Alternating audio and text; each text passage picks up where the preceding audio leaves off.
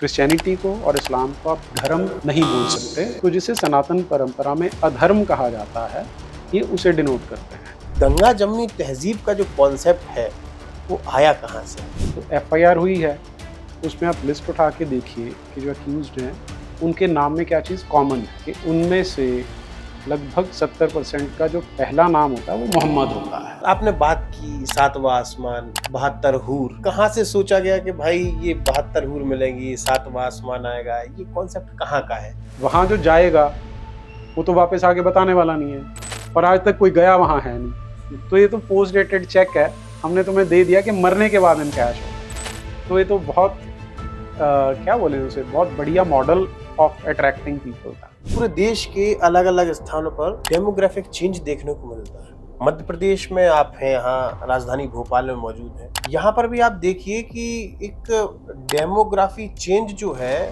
वो साफ तौर पर दिख रहा है। पुराना भोपाल, नया भोपाल। मध्य प्रदेश का ऐसा कोई भी शहर नहीं है जहाँ पर इस तरीके की स्थिति न बनी हो।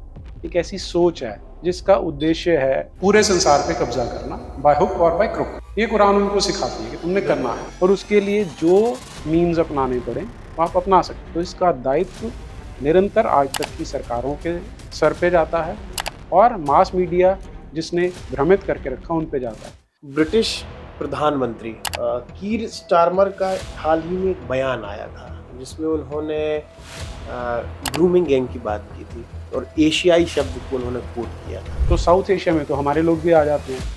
तो इस तरह से उन्होंने इस्लाम को और मुसलमानों को बचाया और पूरे दक्षिण एशिया को बदनाम करने का प्रयास किया। पैटर्न सेम है, पत्थरबाजी करने का, आग लगाने का, हिंसा भड़काने का। अचानक से एक कॉल पर 400 लोग शहर के इस कोने से आ जाते हैं, 400 लोग इस कोने से आ जाते हैं, 1000 लोग अलग जगह से आ जाते हैं। हमें अपनी जो दृष्टि है वो बदलनी पड़ेगी। ये दोनों विचारधाराएं नफरत सिखाती है। कुरान सिखाता है कि सारे काफिर अल्लाह के दुश्मन हैं, तेरे दुश्मन हैं, तूने इन्हें मारना। 3-4 सालों से ये देखने को मिल रहा है कि अलग अलग जगहों से पीएफआई और हट के आतंकवादी यहाँ मिल रहे हैं। 2047 में उनका एजेंडा भी है गज़वाए हिंद का।